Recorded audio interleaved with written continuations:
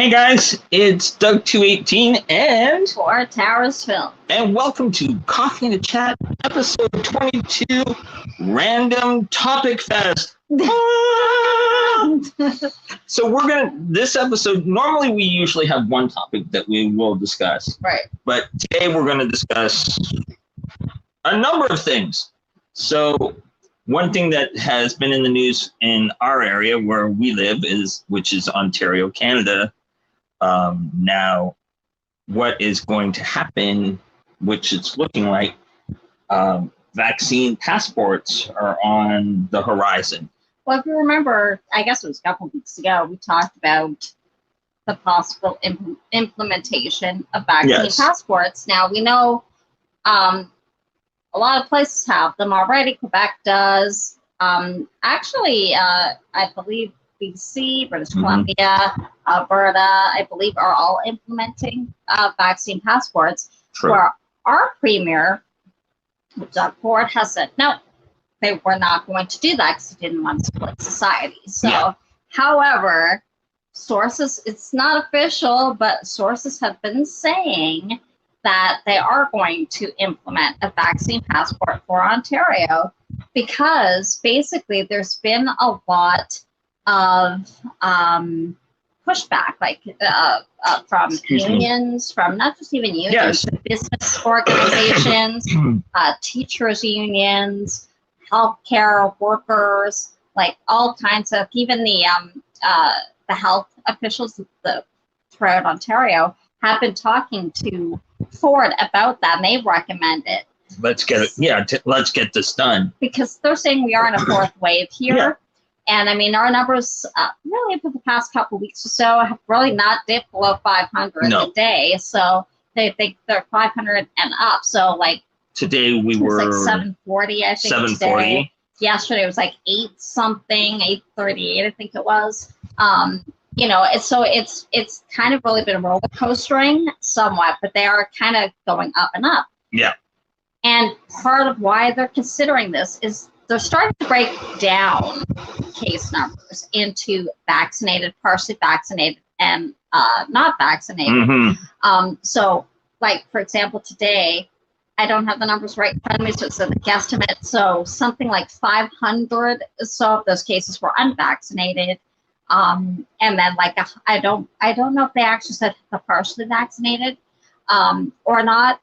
But the fully vaccinated is about 100 and something, and now they're calling them, as you probably have heard, to call them the breakthrough cases. Yes. And they're saying they broke it down. I think of CP24, which is a news station here. Like with the breakthrough cases, it actually still accounts for about less than 1% of all total cases are vaccinated, and that's not just here; it's everywhere. But just Ontario, they break it down here. Yeah. And so, when they're talking about that, most people who've been vaccinated probably will not get it, or if they do, it'll be very mild. So, you know, yes, there have been some cases of them getting hospitalized or whatever with it, but they're finding that if that's the case, or even with the breakthrough cases, a lot of the times it's those who already have an immune compromise, their immune system's compromised. So, like, it could be from transplant recipients or cancer, those who went through chemo or anything like that. So their immune systems are already not that great. So the vaccines can help with that, but they're not going to give them the same kind of protection that, say, somebody with a normal immune system would have. And they actually tested it. I saw this. They tested it with a lady who was, I think, just kidney transplant. And her husband. Who was fully healthy. And her she was fully vaccinated, and she was not displaying as high of an immune response, like antibodies, as her husband. Her husband was way high with this, and she was middling kind of thing. And they said they expect that, though, because her immune system's just not that great at this point. So they're saying what they're finding is those breakthrough cases, for the most part, have people with immunocompromised systems anyway. So who may not have a strong immune system anyway. So, but that's one of the reasons they've been pushing for vaccine passports, because as the case numbers are going up, potential lockdowns could loom, and the school starting here soon. Yes. And all that. And now still kids under 12 can't be vaccinated still.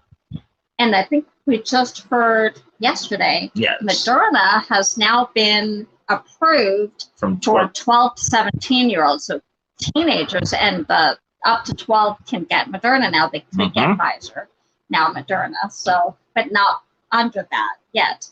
And so, it's looking also that it's going to be mandated that education workers, yes, first responders, city staff, TTC, transit. There's a transit system here.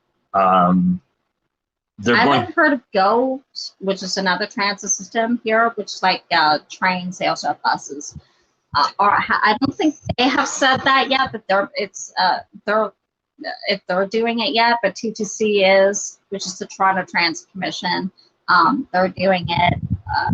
Multiple hospitals are doing it now. And actually some businesses are even doing it so on their own. So and it's come out that a few of them have said, okay, even in the medical in hospitals, medical boards have said, okay, if you choose not to, yes, it's being very strong about this. You will be suspended for 2 weeks without pay. Without pay. If you continue to deny the request to be vaccinated, you will be terminated. Or you could be. You could be fired. Now I know there are lawyers looking into this to see if that's actually legal for them to do that.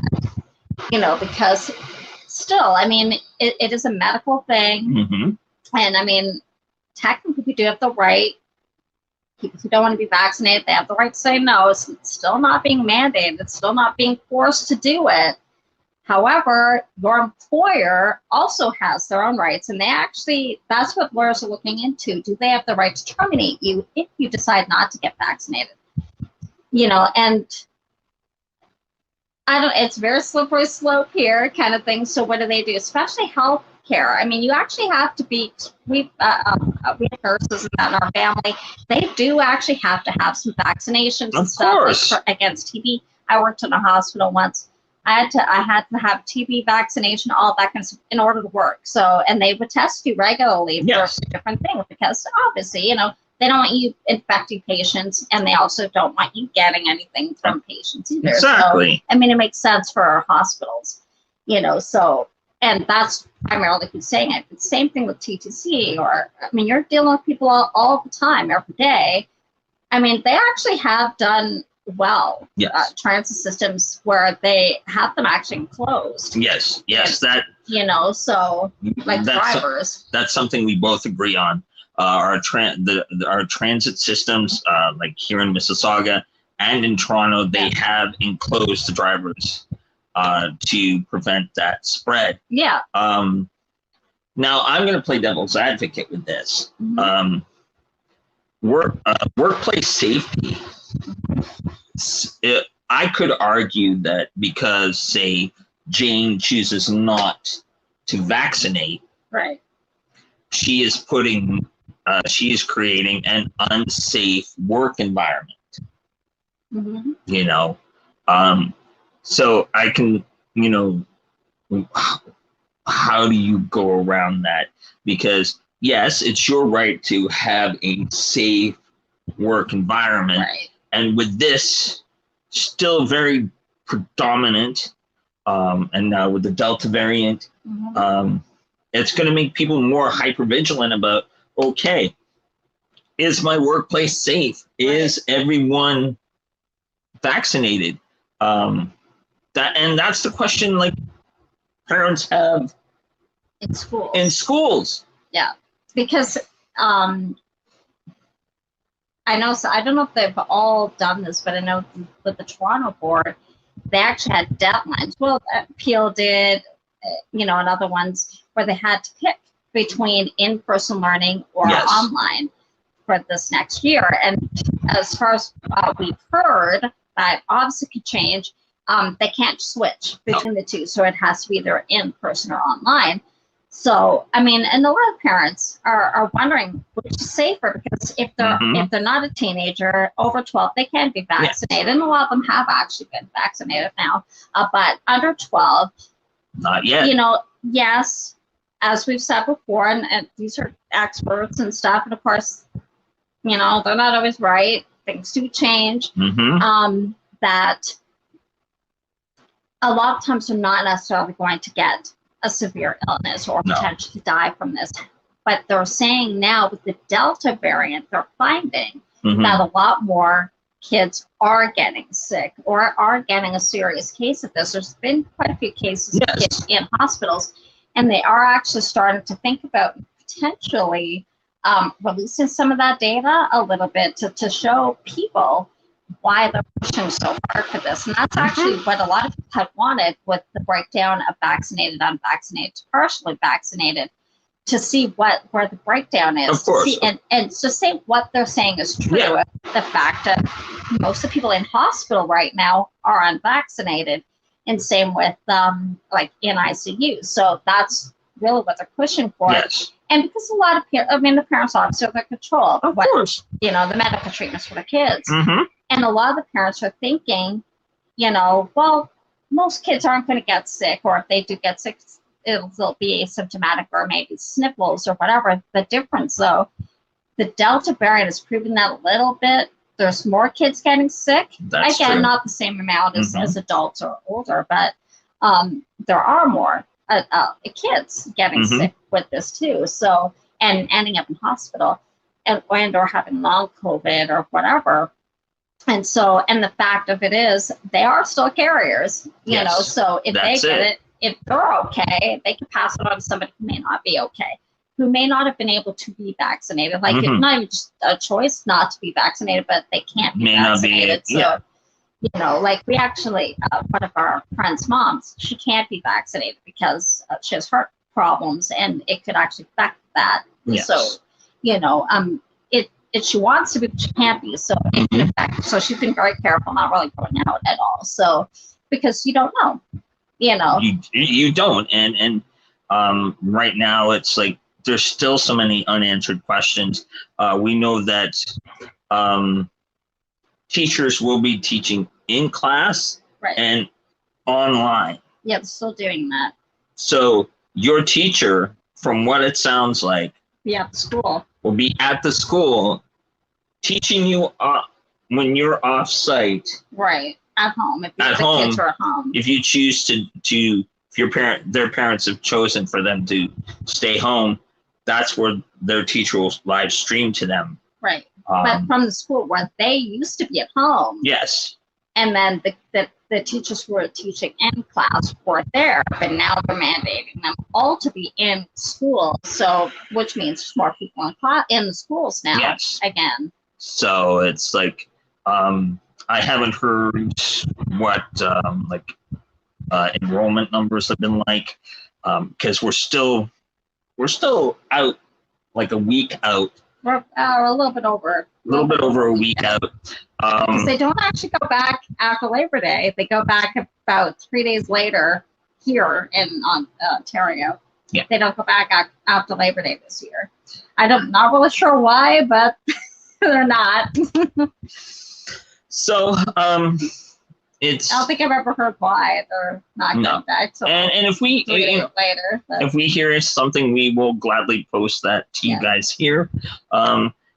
I agree with the idea of a vaccine passport, because let's be honest. If you were a kid of the 70s and even today, to attend school, you have to be vaccinated. You have to be vaccinated. Yeah. Now, we as young kids, we had a little vaccination booklet. Yeah, little yellow. Yeah. Guess what? That's a vaccine passport. Really? Yeah. Really? Because you had to show that, or your parents did.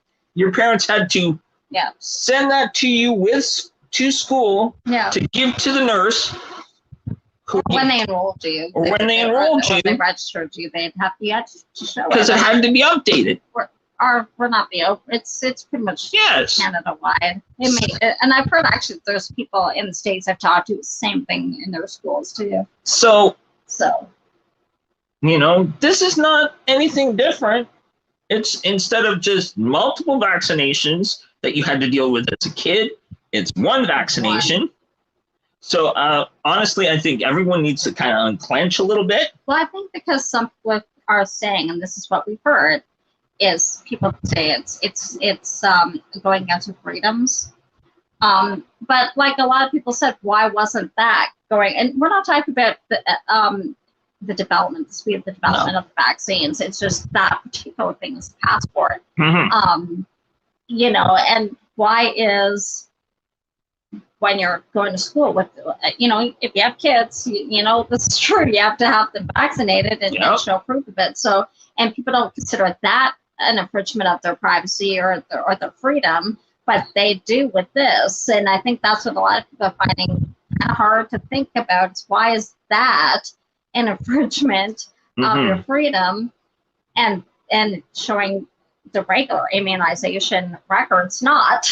And actually, if you travel, you also have to be vaccinated and have proof of it. Exactly. So if you're a world traveler, you already know this. So if you go to like Brazil or not necessarily Europe, but like Asia or Southeast Asia, and someplace in the Caribbean too, I think you actually have to be vaccinated, but against certain things that they have there. Like they have yellow fever still, and they have like Ebola, and they have like, I don't even know if I think there's a vaccine for Ebola. I think we looked that up, but anything like that, you have to, and you have to show proof of it. Or they will not let you in. Even diseases that we have eradicated here, they have not. They have not.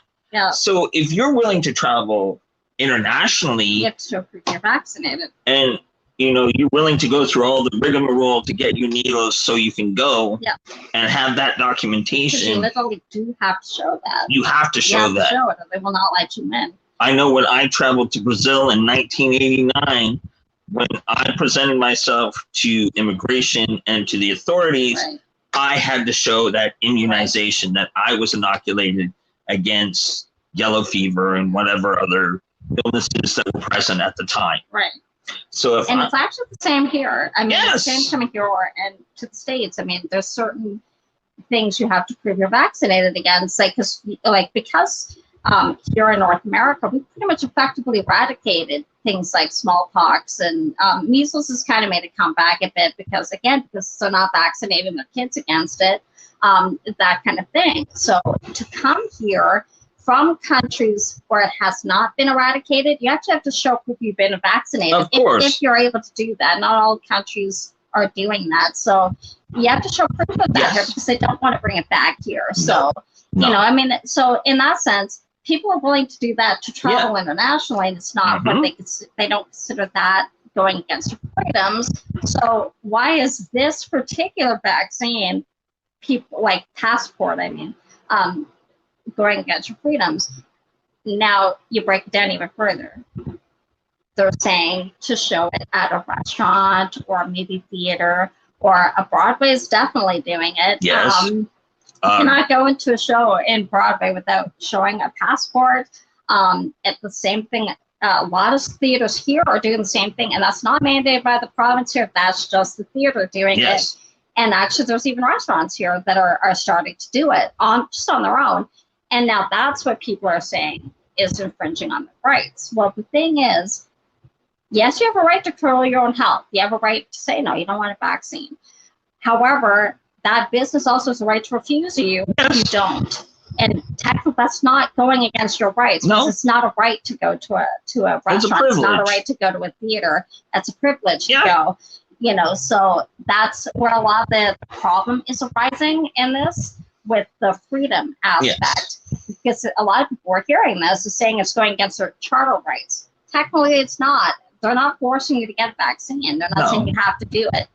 It's suggested. You just may not be able to do some stuff, at least for now. Well, if you don't. You see, and it's bad that our government has to break it down to almost a very juvenile mindset. You want to go to the movies? Get the needle. You want to go to dinner? Get the needle. Now, I've heard some restaurants are not necessarily going to go along with that.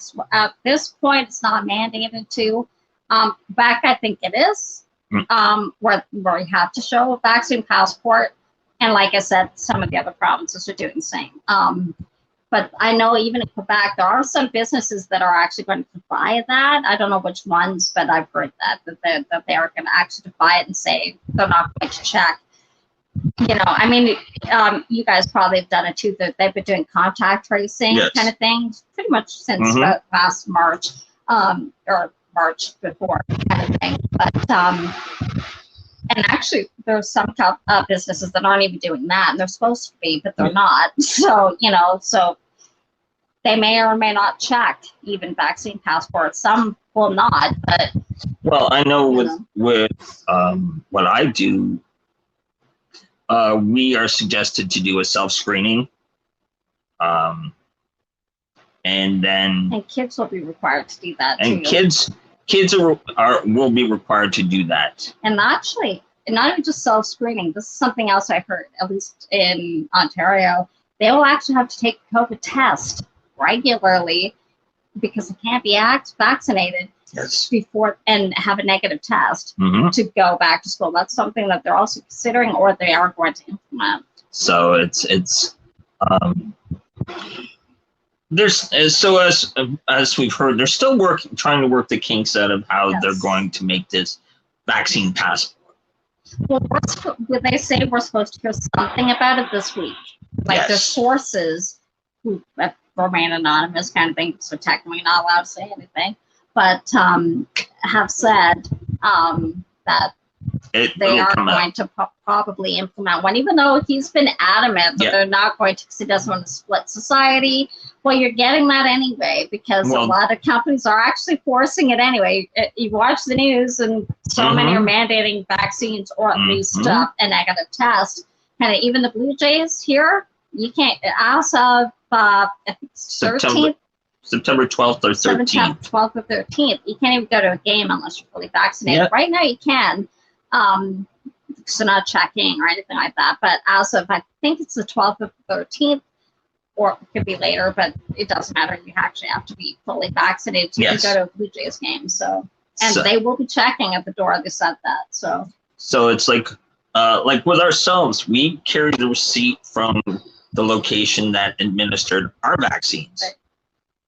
Just in case nobody's asked us. No one has asked. Just in case they do. No one has exactly. No one has asked us as of yet. Because more and more people are doing that. But we are prepared if someone says, "Can you prove you're fully vaccinated?" Right. Why, sure.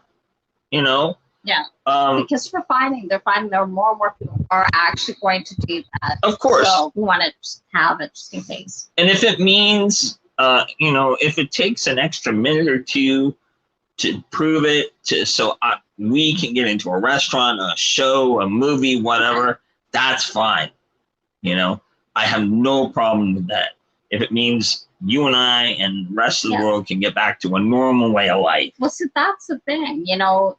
People want everything open. Of course we do. We want everything open. No, we don't want another shutdown. I mean, here where we were shut down for like almost 9 months. Yeah. So probably we were the longest in North America with it shut down. I mean, like, yes, there's takeout, delivery, and all that kind of stuff, but like you can go to a mall and walk around. You can sit indoors and eat or anything like that. I mean, a lot of like we've talked about this before. A lot of the shops, mom and pop shops, they're also shut down now because they couldn't even open the doors. Yeah.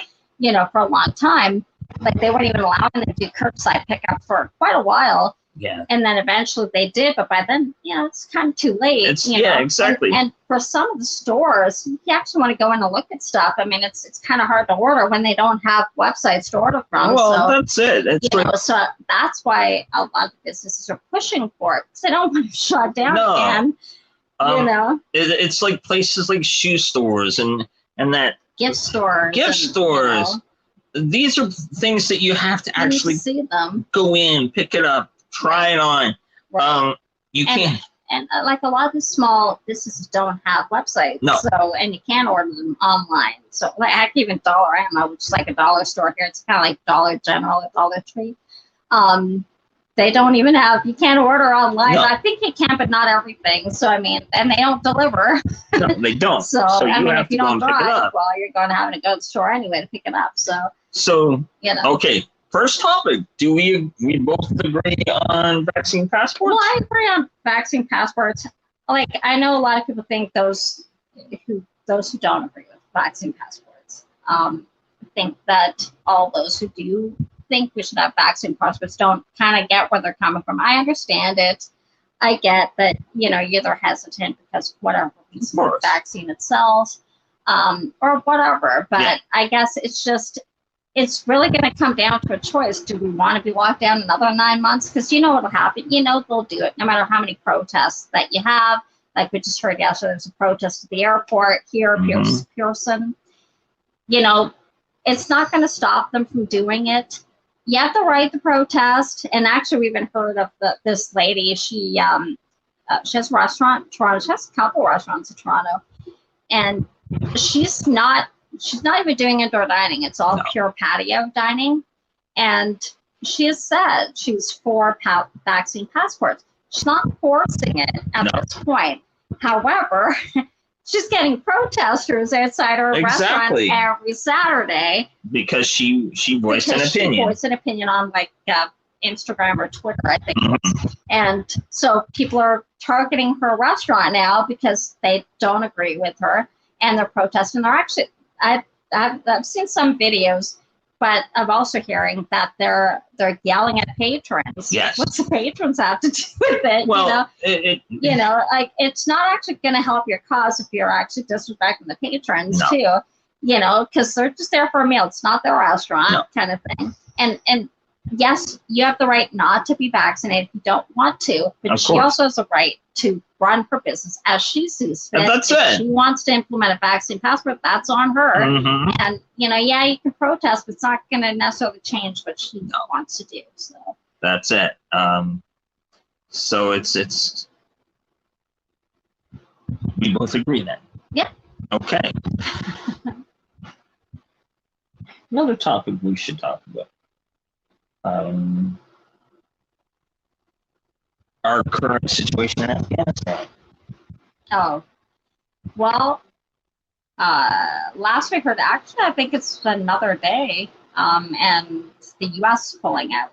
Yes. They've said it's definitive. They're pulling out by August 31st. I know there's a lot of groups and organizations that are trying to get them to extend a little bit longer because the evacuation's not complete. There's still like thousands of Afghanis who were still at the airport. Yeah. And even there are still some citizens and stuff there too, apparently, that are there.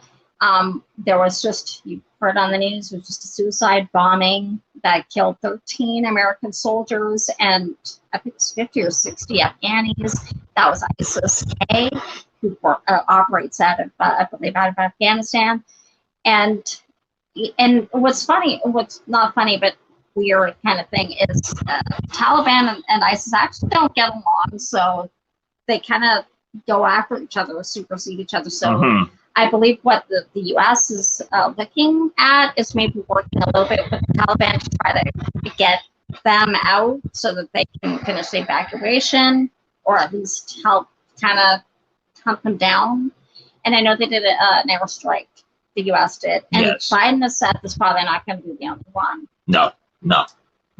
But Canada has finished their evacuation, and they've talked about that, but they said it would kind of be impossible to stay there once the U.S. pulls out.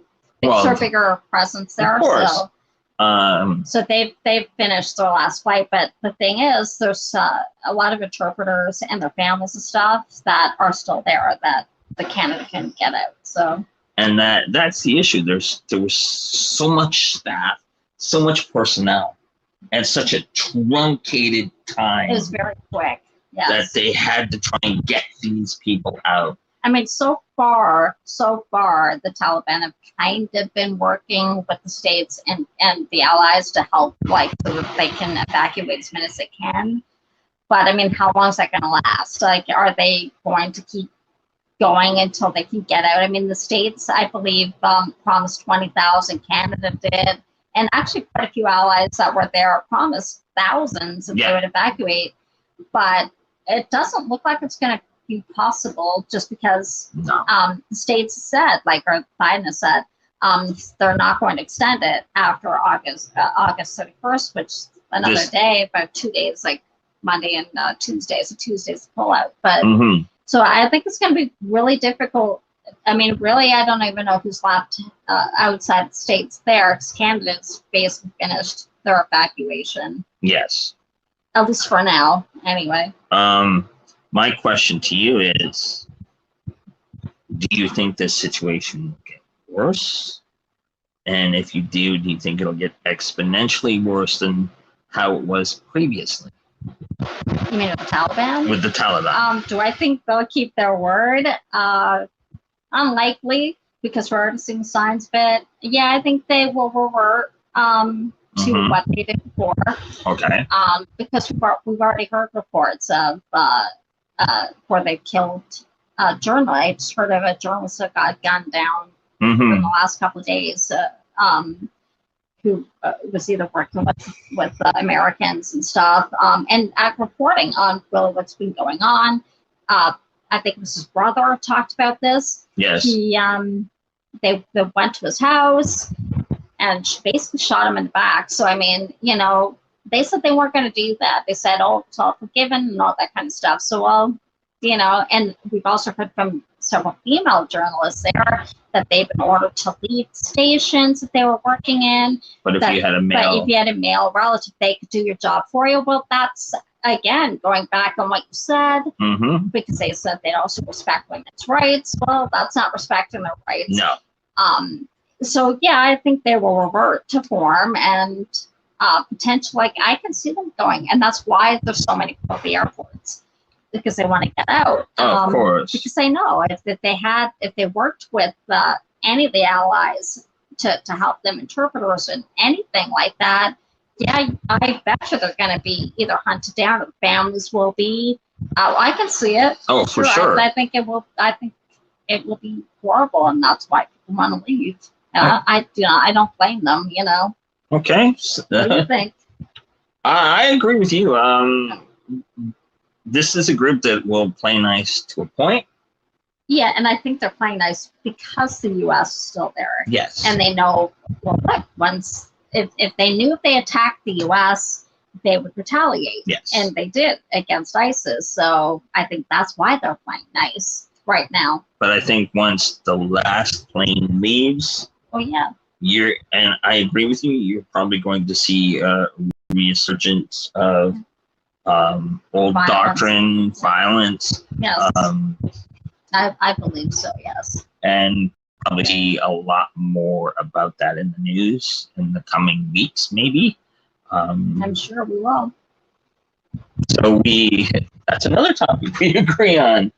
Oh yeah, we agree on most things. And I don't know what, like we talked about this in one, I guess the last one we had. Yes. Really, what can you do? I mean, I kind of agree with what Biden said. The Allies were there 20 years. They built, especially the States and Britain, helped build a 350,000 strong army. They gave them all the tools they needed. Paid them. Like, all that kind of stuff. You know, they just literally laid down their weapons for them in the hands of the country. Exactly. So, I mean, and like President Biden said, why should any American soldier or ally soldier or anything fight for a country that won't fight for itself? That's it. I mean, look, we talked about this. Really, look at how North America's countries were built. We fight for our freedoms. Like the U.S., I mean, that's what the War of Independence was all about, fighting to break away from Britain. I mean, you're telling me, like, they did it. I mean, against a much powerful army. I mean, you're talking about an undeveloped country here. It was mostly people who just believed in fighting for what they wanted. Yes. And broke away from a much stronger opponent, and they won. You know, to develop the country. I mean, even Canada, like at one point with the War of 1812. I mean, yes, Britain technically we were part of Britain then, but we weren't technically a country yet. But we fought against, unfortunately, our neighbors to the south, like with the War of 1812. You know, but we've seen it with towns like with Scotland, with England. I mean, you've seen that where they fought for their freedom and won and developed their countries. So it's kind of like, is it really the U.S.'s responsibility or any of the others' responsibility to stay there? I mean, it's sad because you feel for the people. Of you course. don't want this to happen to them. No. And it was a very quick withdrawal, although you kind of knew it was coming. But, you know, I mean, it's true. If they will not fight for themselves, why is it really is it really the world's responsibility to fight for them, you know? Well, it's you know, like we said, it was kind of that, okay, like you're like a baby bird. Now we got to kick you out of the nest. Yeah, bird has to learn to fly. You got to learn to fly. It can't piggyback its mom forever. And basically the police force went, ooh, no, they didn't even try to fight. There's not a shot fired. They just laid it down, stepped back, and went, okay. Now, like, yes, we've heard I don't know why, because we heard that the U.S. was helping, like, to pay these soldiers, kind of thing. But of course, that's hard to, because they knew they were leaving, and it really should have been the Afghani government themselves that were paying the soldiers, and apparently they were not, and they weren't giving food or anything like that. So you get why they're like, it's not worth it to fight for it. But also, I mean, think about that, like I don't know. I just see it with so many other wars, or even like Vietnam. With like that was a horrible war, you know. But they won. They had allies, and you know, I mean, it's just really about fighting for what they believed in, kind of thing, you know. And it looks like but you know, I hate to say it, it looks like they didn't believe in what they had enough. No. To. And they're afraid of them, but they weren't willing to fight to protect the country. And, you know, like, that's what it looks like from the outside. Right. We're not there. We haven't gone through all this, obviously. You know, but that's it is how it looks like to the rest of the world. Yes. I mean, what do you do? It's really, it's a hard thing to know, like, do the Allies stay there indefinitely, kind of thing, or you know, forever, really, or like, and it's true. What a lot of people have said, this happened now, will probably happen 5 years from now, 10 years from now. It doesn't matter how long the Allies stayed and then pulled out. Would they've still handed it over to them? Maybe, but if that also comes down to a corrupt government too. That's it. Okay. Well, do you have a topic to discuss? Well, right now what's going on in New Orleans, Louisiana area, getting hit by a very strong category. Well, it was category 4 at landfall, Hurricane Ida. Last time I checked, it was a Cat 2. Still a pretty powerful storm, and it's not really moving very fast. So yes, she's moving pretty slow. Pretty slow for having been there about 12 hours now. It's been since it hit landfall, and I mean, last I checked, so you're talking maybe an hour or so ago. It really was still almost over New Orleans. So I mean, it hasn't moved very much since it hit landfall, and which is devastating to that area, who's mostly it's below sea level. The city's heavily protected by levees. You have to remember Hurricane Katrina in 2005.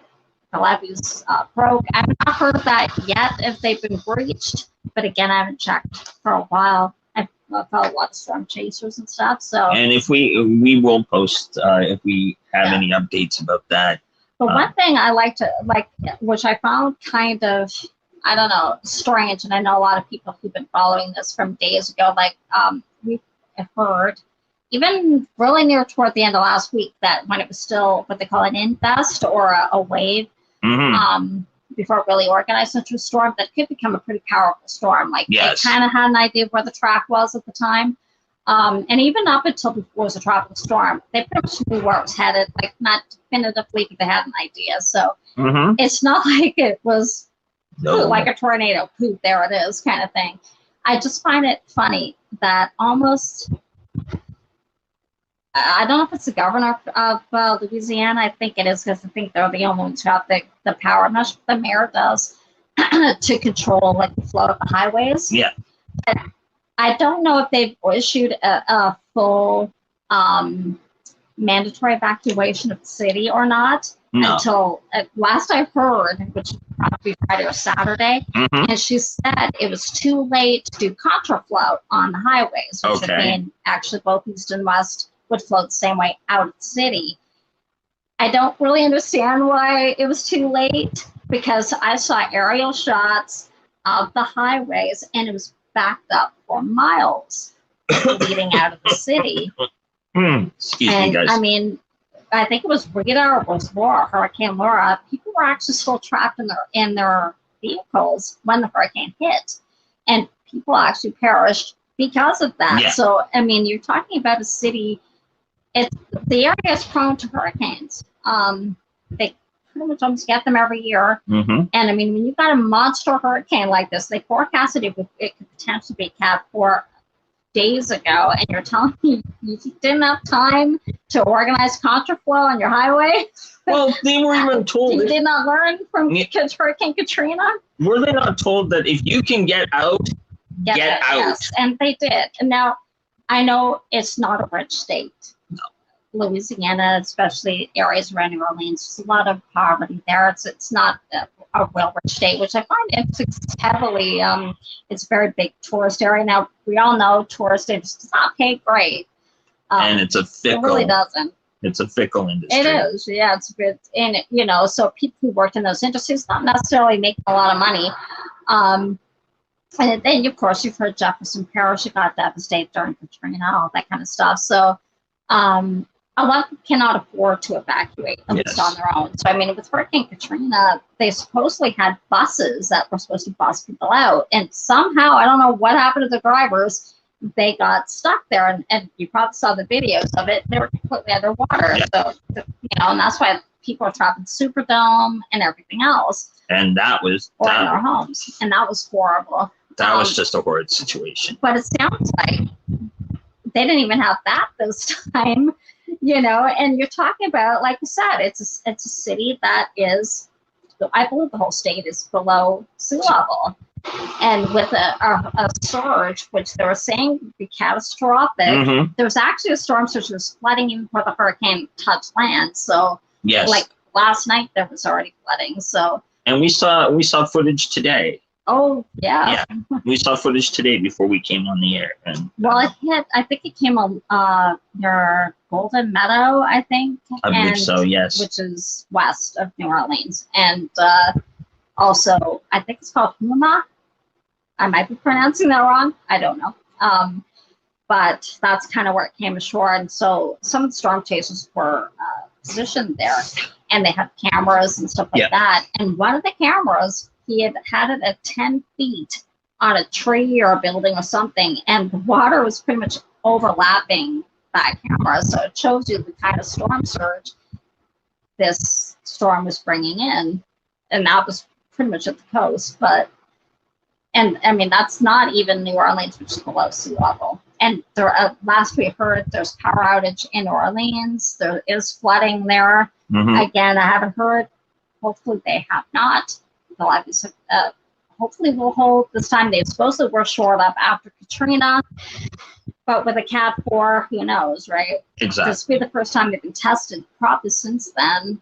Because Laura, I think, hit to the west. I think they got brushed, but Hurricane Laura, I don't think was a direct hit to New Orleans. But this not too far off, because it actually shifted a bit more east.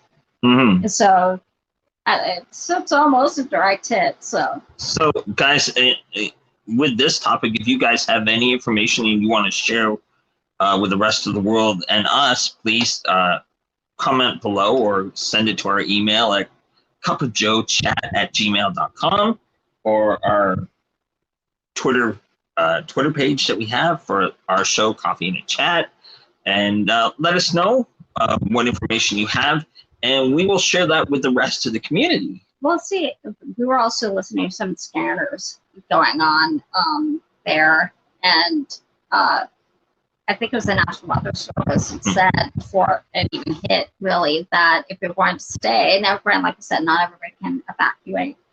And I think they were doing shelters. They usually do in a hurricane like this. Yeah. But they can only hold so many. So, and it's a big city, and the whole surrounding area too. So, but they were saying that if you choose to, if you can leave, kind of thing, because you're on your own. And so even scanners, we were listening to, like, there was roofs being blown off. There was one that we heard, I mean, it's like police and fire dispatch. And they were saying, I think it was an apartment complex. Yes. And kind of like townhouse type apartment complex. And their wall had blown out. Yeah. And they wanted rescue. And they said they aren't going. And because it's too dangerous for them. Yeah, we can't get to them. They can't get to them. I mean, the streets are flooded, and the problem is if they go, they potentially get in harm's way, hurt, injured, and then what do you do after the fact of the hurricane? There's nobody to rescue anybody. You know, that's the problem. That's why they always say if you can evacuate, leave, especially with Cat 4 type hurricane. You know, like some cities are obviously better because they're not below sea level. Their buildings are actually built to a hurricane standard. Now, like, I think there was somebody, I forget where it was, I think it was in Asia, who was also prone to typhoons and stuff, and the Caribbean constantly gets hit. Their buildings are cement. Yes. Which better withstands hurricane force winds. Now, granted, Cat 4, Cat 5, you're still going to get damage. But typically a cement building can withstand it better than a lot of the brick buildings can, so which is really what a lot of the south in the States build.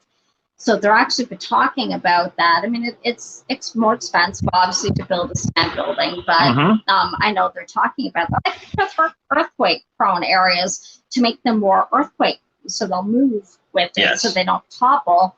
They're talking about maybe trying to, like, the building codes can better withstand stronger hurricanes. I mean, of course, it's going to up the prices somewhat, but you know, that's the problem with that, though. Yeah, it's almost like a necessary evil. If it's necessary, but you also need people to be able to afford it. Of course, that's ends up being the problem. You know. What else? What you have another? But we do hope anybody who's either in the path of this system, because like I said, it's still at least a Cat 2. I think it might have gotten weaker, but Cat 1, Cat 2 is still a pretty powerful storm. You know, tropical storm is. So stay safe if you're able to have power. You know, a lot of them in the area don't have power right now, but we're thinking of you. And if you have relatives there, you know, I hope they're safe. Or they were able to evacuate. Exactly. You guys are in our thoughts and in our prayers. And please, you know, be safe, guys. Do you have another topic? Yeah, the topic. I don't have another topic. What about yourself? Do you have another topic we can throw out? I came up with that. Touche. Okay. Well, that's why we call it Random Fest. Random Topic Fest, yes. Okay. You can see how desperate we are as people to get some sort of entertainment when a remake of an old horror movie.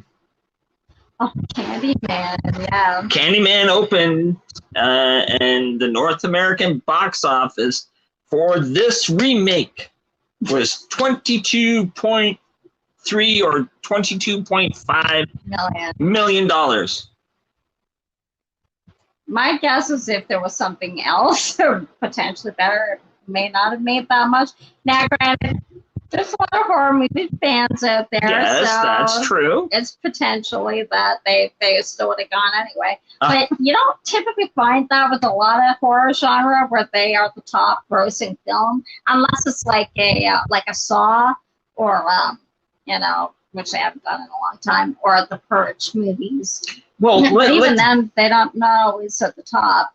Well, let's call it what it is. Have you or you guys seen in theaters before COVID horror movies in the 80s? And that it was it was like action and horror and sci-fi.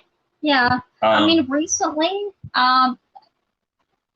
maybe the Conjuring movies, but I don't know if they've been top grossing. Like, this is like the top grossing, I think, movie. I mean, and now, of course, because there's been so many of the Conjuring movies and the Annabelles, which is the same genre. But yeah, they're up there, but whether or not like they're like Candyman top grossing, I don't know. Well, you know, I don't know if there's been that many releases lately. No. So either. Okay. I saw the original Candyman when I was a kid. Yeah. All they're doing is remakes. Like there's nothing new. Even TV shows are remakes. It didn't blow my mind then. So maybe they improved on it. Maybe they improved on it. So if anyone has seen the remake of Candyman, please put in the comments below why you think it was better. If you thought it was better. If you saw the original. And if you saw the original, what did you think? Did they improve on? Did they up the scare factor? What? Well, now your special effects are better. Of course. Than then. But I mean, and now we talk about this, a lot of horror film enthusiasts don't always like the fact that they tend to go for the gore, kind of like they did back in the 80s and stuff, and even the 70s. Like the splatter movies. Like a slash fest. And it was very gory and all that kind of stuff. So, where a lot of people in the horror genre preferred actually psychological horror, like Psycho, where you didn't actually see till the very end. The gore. Well, you didn't, not even just that, but you didn't see the gore. Like it was implied, like in the shower scene and all that kind of stuff. So, where Psycho 2 was pretty gory, but not as good of a movie. No, that's true. It was lacking a plot, and that's actually, I think, a lot of the problem with a lot of horror movies is, and I do like horror and thriller, but they're kind of lacking in plot. It's all about the scare, which yes, I know it's a horror movie, but there's a few I can think of, like The Ring, for example. Now that, because psychological horror, which is actually scarier because it's more implied than anything. Like, yeah, there is gore, but it's not like a Friday the 13th or Saw, where it's like in your face kind of constantly gore kind of thing. It's more of a psychological kind of thing, and it's kind of the mood or the atmosphere of it, which makes it an unsettling movie. Okay. And same with the movie Don't Breathe. Yes. Which was good. Vacancy. Third House on the Left. Third House on the Left. There was gore mostly right at the very end, but it was a very unsettling, tense movie. Yes. Why it was good. And it's when filmmakers can build on it from they grab you right away and okay, they've got you like, oh my God, and they build on that and get you even more involved. Right. And you're like, oh my God, are they going to make it? Are they going to this or that? Right. Whatever. Okay. Right. Four Towers brought up The Ring. Yeah. Now, I'm a big guy, a big dude, you know. That movie freaked me the hell out. I'm not going to lie. It's a freaky movie. It was a freaky movie. Which is why it's a good horror movie. If you've never seen it, you like horror, you should see it. You know, I will commend the maker in which was actually a remake. It's actually a remake of Bring You. You know, of Bring You, which is Japanese, and it was actually shot for shot. So, it accomplished what it was supposed to. Right. It was made to freak you the hell out, and it did. And it did. because which makes a good horror movie. Which was kind of funny because I think after we watched it, it was if you get a phone call. Right. 5 days. You have 5 days, and I think my phone rang. In case we don't want to spoil it, in case you haven't seen it. But that's in the trailer anyway, so it doesn't spoil anything. And what was funny, what freaked me out, rang right after the movie. The movie ends, and we're sitting next to the phone. We still had a landline at that time. Shows you how old the movie is. And sure enough, as soon as the credits rolled, that phone rang, and I poof straight through the ceiling. That's what a good movie does. And she's sitting next to me laughing her butt, Mr. Big Tough Guy, But that's what it was meant. That's the thing. Instead of some, now I never saw Candyman. It didn't interest me, so I highly doubt I'll see the sequel or the remake. But there's other movies I've seen: Friday the 13th, Halloween. I mean, that kind of thing. But there's times it's kind of like, okay, this is dumb. I mean, they're classics for a reason. I mean, they're not bad, but they're also kind of not great. But the thing is, some are worse than others. Like, oh my God. The thing is, with like, say, something like a Halloween or a Friday the 13th, it should have been one and done. Not like 10. I mean, that's, I think, the problem with, especially then, but they're still doing it today. Purge and Saw are great examples. And granted, it's not even just the horror movie, although it seems to be horror more often, where they remake it, and they do tons of sequels of the Fast and Furious. Another where they just keep doing sequels, But I mean, there's how many Halloweens, how many Friday the 13th? I mean, like, after a while, yes, the first couple of movies, or first movie even, is good. It's you don't know who the killer is, and actually Friday the 13th, the killer changes by the second movie. But most people think it's Jason through the whole thing, but it's actually not. He's not the killer of the second movie. But after a while, it becomes ridiculous. Yes, exactly. This guy doesn't die. I mean, after every freaking movie, he's killed off. Same with Halloween. Michael Myers, are they supernatural beings? That's never really explained, and eventually becomes stupid. Well, it's like, oh, come on. It'd be different. I think it'd be different if they explained that they were like supernatural beings, or whatever, like immortal or whatever. I mean, it's a horror flick, but I mean, when like they're getting stabbed or they're shot or they're hung or they're blown up or whatever it is, they're back again. Like Friday the 13th, Jason in hell. Come on. And Jason versus Freddy. Freddy actually is a supernatural being, so that he's like a horror demon or something, or a dream demon. And it's like, come on. And when you start to increase the gore, increase the splatter, because that's all they're going for now. That's shock factor. It goes from being a horror movie to a schlock film, which is why the scary movie series started to make fun of them. Yes. And then we jumped into... Because then you lose plot. You lose story, man. It's just shock. And like... horror. It's... Movies shouldn't become, like, institutions. Movies shouldn't create such a block that... Unless they're written that way. Like Lord of the Rings. Lord of the Rings is written as that. So, yes, make the four movies. Last one was like a split, wasn't it? Well, they did the same thing with Twilight, and a lot of people didn't like Twilight, but it was written as a series, so it makes more sense for it to be a series. Same with the Divergent movies, same with the Hunger Games movies, and Harry Potter too. So I mean, that makes sense to have them as a series because it's written that way. Whereas we can also talk about from books or whatever. With the Divergent series, for example, if you ever saw them and you ever read the books, okay. The first movie is the closest. Is the only one that's closest to the book. None of the other ones really are.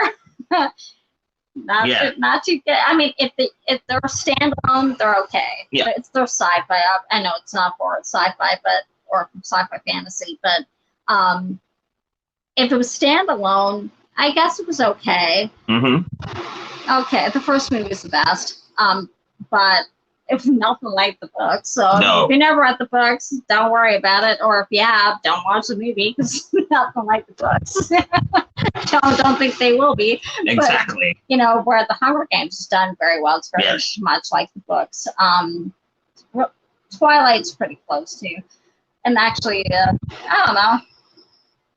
Yeah, I know they're okay written. The story's okay, but the movies are slightly better than the books. But yeah, but then you get like other movies were not written. Well, same with Jurassic Park. Like,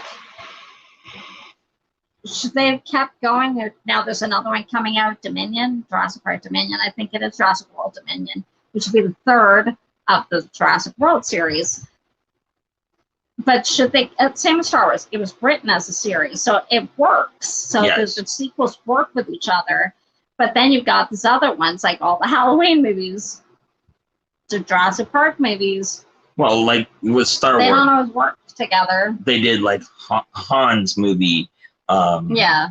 Then we were introduced to Rey. Which did not do that well. No, Han Solo did not do well. it totally tanked. No. Well, Rogue One did well, which is like a standalone apart from the main movies. And actually, it fits in though. I think that's why it did okay. Because actually, it was a solid story. Yeah. It had none of the yeah, Princess Leia, and I think it's Governor Tarkin in it at the very end, because it leads right into A New Hope. But you know, that's why it worked though. You could tie it into the series. But so I didn't see it, but it didn't do well. And it's like, okay, technically it's not part of the trilogy, but if it worked, if it was a solid written movie, well acted, and it worked and it fit into the canon of the genre or the okay, great. Yeah, but sometimes it doesn't. I mean, like sometimes it just shouldn't be made. But you know? this is what I was just gonna say. Yeah. Just to create it because we're gonna create a Star Wars movie because it's Star Wars. Yeah, and it's Han Solo. And it's Han Solo. Something didn't work with it. It didn't jive. Something didn't work with it. It was not. It bombed. You know, I would have rather seen. I know people are gonna laugh at when I say this. I would have rather seen a movie about Chewie's backstory. Yeah, because really we don't know a lot about him, but you have to have subtitles. You know. You know, I know they are. I don't know if they're still doing it, but they're supposed to be doing Obi-Wan Kenobi's story too. So it's like, but that might be a little more interesting. I don't know. When depends on how it's done. So basically, like with movies, when is enough? Yeah. Like Paranormal Activity. Okay. There's like 5 of those movies. Okay. I mean, how many more can you do? Like that's another genre. The found footage. If it's done well, it can be good. Like one of the originals was Blair Witch Project, and a lot of people didn't even know that was a fiction movie. They thought it was real, you know, and that's why it did so well. Yeah. You know, not well, like filmed. I mean, if you had like vertigo or you had motion, it may make you sick. So if you haven't seen it, you know, it's very jerky. FYI. Which you might expect if you're not to cameras. You know, back then they didn't have gimbals and all that kind of stuff when it was filmed. So at least like handheld type cameras, but you know, but then it exploded, this whole found footage genre. So then you had Cloverfield. Was not a good movie. Can't play it at all. Not because of the jerk. It was better with the camera because, again, I think it'd been a year or 2 later. It's just, it was the monster. No plot. It was yes, it was a monster. You never saw the monster until like right at the end. It looked like a giant armadillo. Yeah, it just wasn't a good movie. it's like at all. I'm freaking out over that. Well, I mean, it's kind of like a Godzilla fight kind of thing. Godzilla's half cousin. Yeah, like it's I think that's kind of maybe what they're going for. I'm not sure, but it just wasn't good. But then you had all the paranormal activity. Now, granted, the first one was interesting. Now you have 5 more. It's kind of the same idea. Yeah, the story's a little bit different. You get a bit of more of a backstory on the family and on like I can't remember her name, but the girl gets haunted all the time and like it's possessed by a demon. And now, sorry if you haven't seen it and you want to, but that's very minimal. You get a lot of that just by IMDb. So, but you know, it's kind of like I don't know. It's too much the same, so it's not that interesting. By the time you get to the 5th movie, you're kind of like, okay, enough. Because a lot of it's just them sitting around the house and on security cameras, you know, and it's kind of like, yeah. Well, and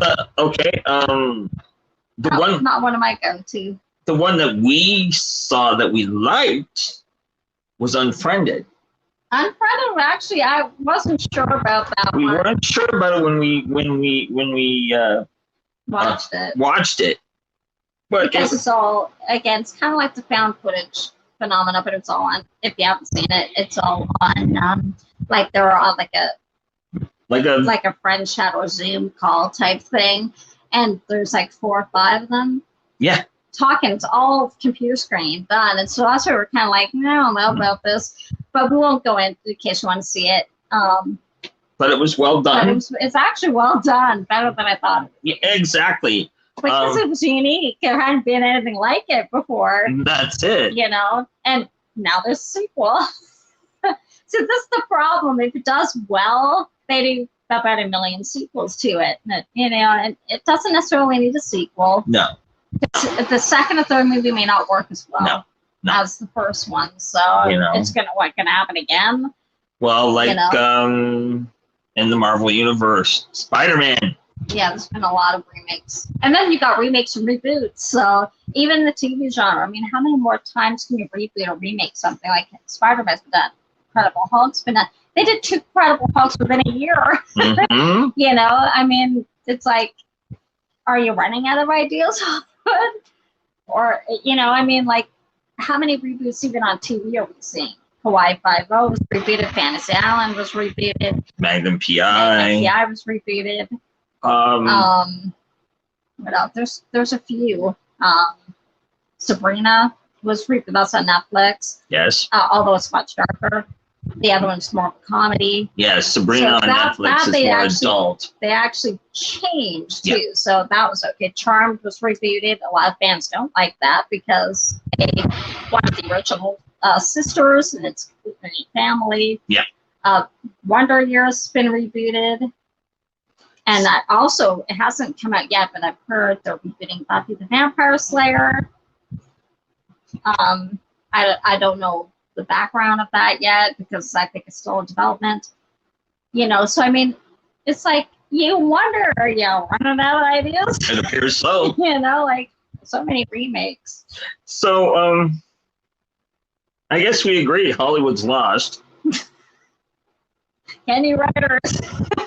Well, look, I think if it's done well, then that's okay. Although one thing we are happy that it's not a remake or anything. It's a continuation. Netflix is bringing Manifest back. It has saved it for a 4th and final season. Yay! So glad of that.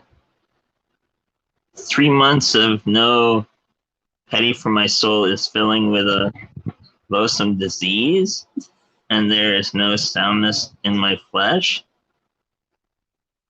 Okay. Okay. But they've saved Manifest. Yay! For 4 seasons, they can actually, because I forget his name, but he wanted to at least do a movie to finish off the story because it was left hanging kind of thing. So he said the fans have been very persistent in pushing ahead and kind of thing with Save Manifest, hashtag Save Manifest, all that kind of stuff. So we just heard about this, I think yesterday.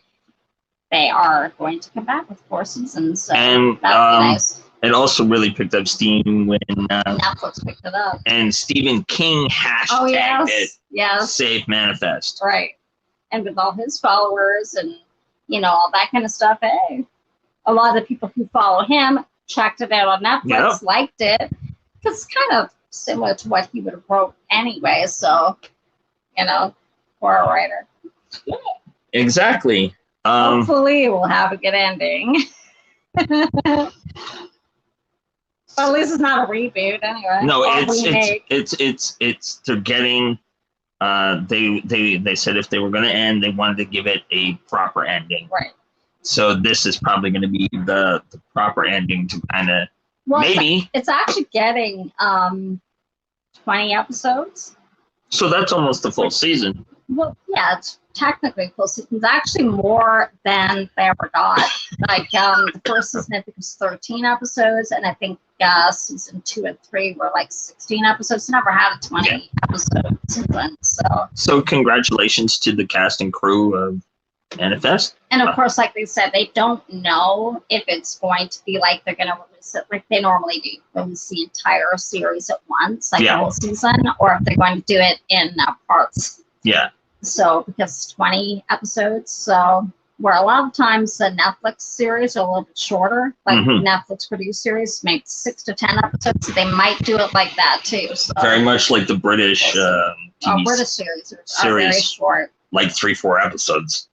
Yeah, like what was Sherlock? Sherlock is like 3 episodes, one season, but usually a lot of those are like 10 at most, kind of thing. I'm not sure like the Doctor Who, because I don't watch it, but what they're.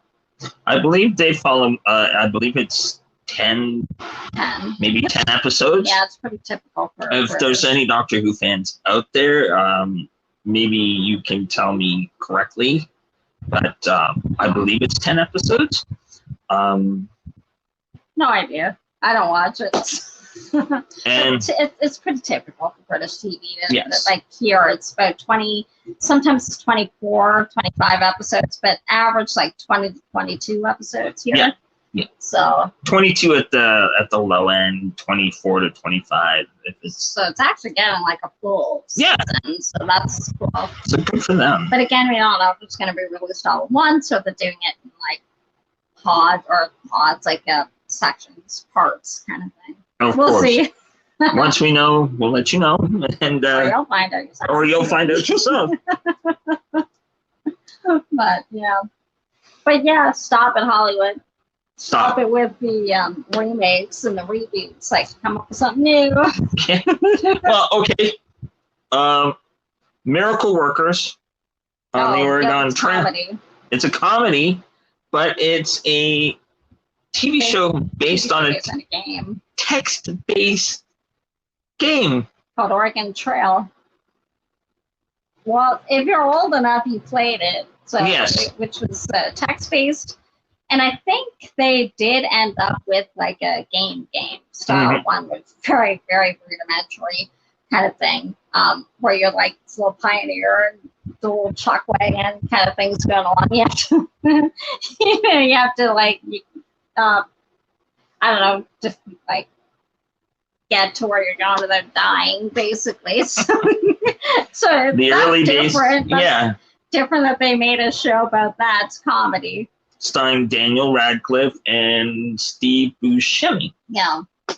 Playing the main characters. It's funny, I haven't seen Daniel Radcliffe in a long time. He's done a lot of stage, I know. He's done a lot of stage. And he said it was kind of fun to come back and do something totally different than like he was in Now You See Me. Right. And obviously Harry Potter. Harry Potter, where he made his name. And then he plays a priest. Yeah, but like I haven't seen him much on TV, not here anyway. He's done a lot of stage. Yeah. But not so much, not here, not in North America. But yeah. No. Well, I don't have any other topics to discuss. I'm drawing a blank, friends. So I guess that's why it's a random chat. I guess if I'm drawing a blank, I'm going to turn to my co-host. Oh yeah. Do you have a topic, or are you drawing a blank? I'm trying to think, like, a lot of our news is about, like, COVID or And stuff like that. So, I mean, it's hard to really pick something out of, like, even interest of globally, because so much of the news that's on is really about COVID or yeah, it's right now, COVID regurgitated. here. So, hard to really think of anything outside of that. But I know we've done a lot of podcasts and stuff lately about COVID. But, I mean, it's an important thing that's going on. But that's pretty much all they're focusing on. So, well, except for like local type stuff, So, for our first random topic fest, yeah. Well, we have a few topics. So we've had a few topics. Yeah. And this was kind of fun. Maybe if you